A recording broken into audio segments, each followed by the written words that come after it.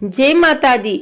आइए सुनते हैं दशा माता की पांचवी कथा। एक राजा की दो रानियां थीं। राजा की प्यारी रानी को लक्ष्मी कहा जाता था और दूसरी रानी को रानी होने पर भी कुलक्ष्मी कहा जाता था। एक दिन लक्ष्मी रानी क्रोध होकर लकड़ी का पटा ले मलिन कपड़े पहनकर कोप भवन में जा लेटी। राजा ने लक्ष्मी से पूछा, तुम कोप भवन में क्यों पड़ी हो? तुम क्या चाहती हो? रानी बोली, कुलक्ष्मी को देश निकाला दिया जाए।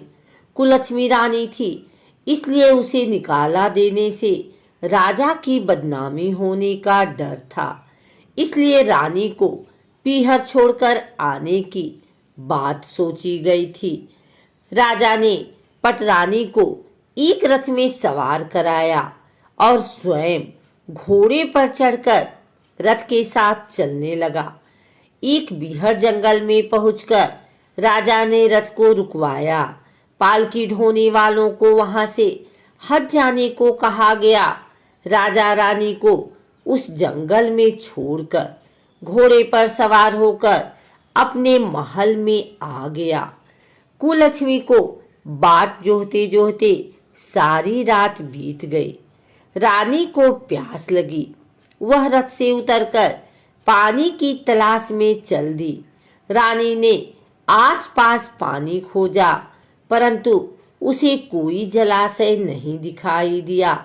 रानी ने एक सारस के जोड़े को एक तरफ जाते देखा। रानी कुलक्ष्मी सारस के जोड़े के पीछे चल दी। चलते चलते वह एक नदी के किनारे पहुंच गई। रानी ने सोचा, यदि यहीं से निवृत्त होकर नदी के किनारे पहुंच जाती। कुलक्ष्मी सारस के जोड़े के साथ साथ ही नदी के किनारे पहुंच गई। रानी ने नदी में स्नान किया और जल पीकर अपनी प्यास बुझाई। उस समय कुछ अन्य स्त्रियां भी स्नान कर रही थी। स्नान करने के बाद उन स्त्रियों ने दशा माता का डोरा लिया। उनके पास एक डोरा बच गया। उन्होंने रानी से डोरा लेने का अनुरोध किया। रानी डोरा लेकर अपने रथ में आकर बैठ गई। दशा माता ने रानी की परीक्षा लेने के लिए एक बुढ़िया का वेश धारण कर उसके रथ के पास आई। वह रानी से बोली कि बेटी, यहाँ बैठी क्या कर रही हो? रानी ने बुढ़िया से कहा, पहले तुम बताओ, तुम कौन हो? बुढ़िया ने उत्तर दिया, मैं तुम्हारी मौसी हूँ। तब रानी उसके गले लगकर रोने लगी। उसने अपना विपदा भरी सारी कहानी बुढ़िया को बता दी। अंत में रानी ने बुढ़िया से कहा, अब मुझे केवल तुम्हारा ही सहारा है, मेरी रक्षा करो। दशा माता की कृपा से उसी जगह माया का शहर बस गया। रानी के भाई भाभी आदि सारा मायका वहां प्रकट हो गया। रानी ने अपने पीहर के साथ मिलकर 9 दिन दशा माता की कथा कहानियां सुनी। 10वें दिन डोरे की पूजा होनी थी। उस दिन सवेरे उठकर दशा माता ने रानी से कहा, नदी में स्नान कर आओ, वहां तुमको स्वर्ण कलश मिलेगा, तुम उसे ले लेना और जो डोली तुम्हें लेने आए उसमें बैठ जाना।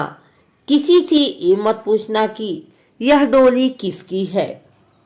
रानी ने नदी में स्नान किया। वह स्नान करके बाहर निकल आई तो उसे 2 स्वर्ण के कलश नदी के किनारे रखे मिले। उन्हीं के पास रेशमी वस्त्र रखे थे। उन वस्त्रों को रानी ने पहन लिया। वह चलने को तैयार हुई तो उसे डोली आती दिखाई दी।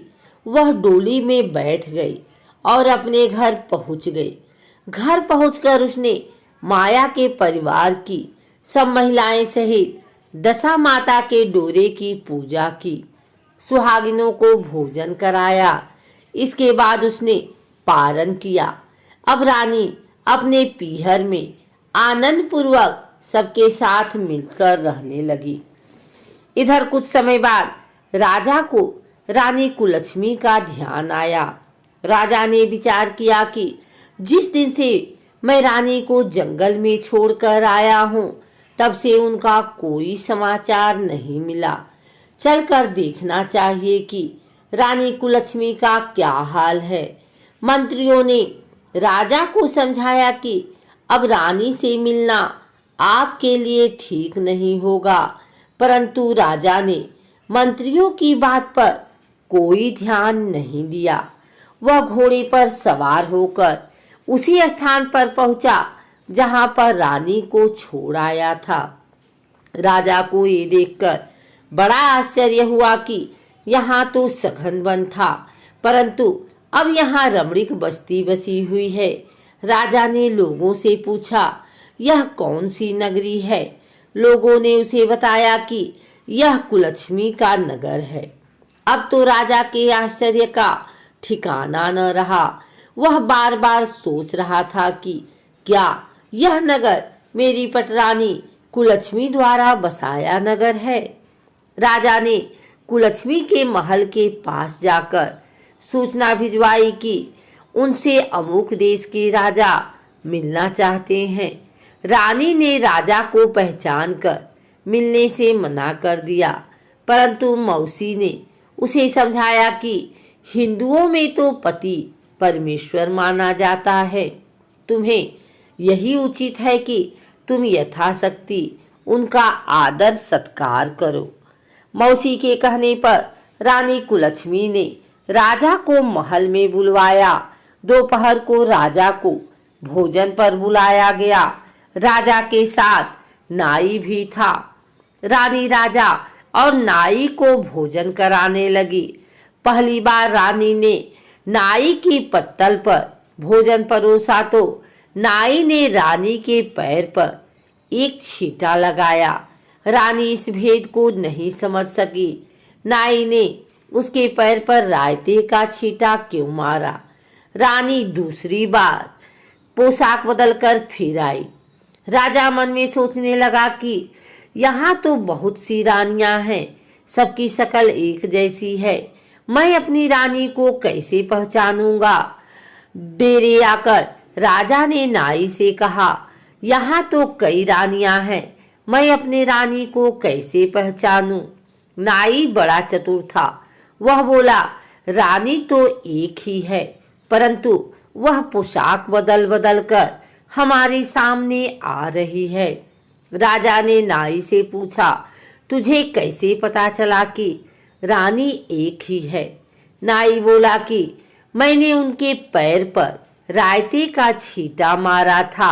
वह 3 बार कपड़े बदलकर हमारे सामने आई, परंतु वह छींटा उनके पैर पर 3 बार लगा था। अगले दिन रानी ने राजा को अपने महल में बुलवाया।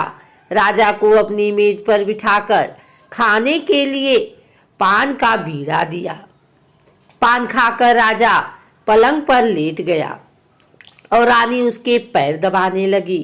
राजा ने रानी से अपने किए के लिए क्षमा मांगी और रानी को अपनी राजधानी में चलने को कहा।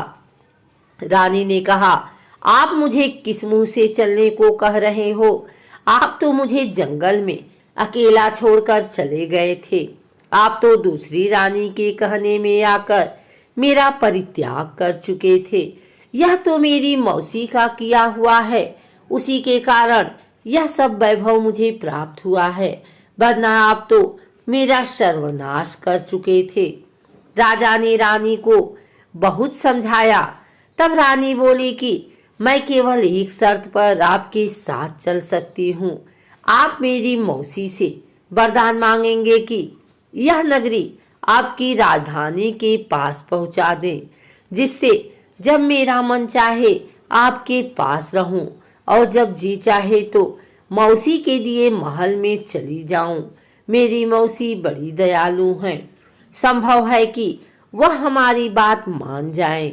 राजा ने दशा माता मौसी से प्रार्थना की कि मौसी ने राजा की बात मानकर दोनों शहरों को पास पास स्थापित कर दिया, मानो एक दूसरे के ही भाग हों। राजा ने दशा माता की कृपा का फल जानकर शहर में ढिढोरा पिटवाया कि उनकी प्रजा दशा माता का पूजा किया करे। भगवती दशा माता ने जिस प्रकार कुलक्ष्मी पर दया की, वैसे ही दया सब जने पर करना।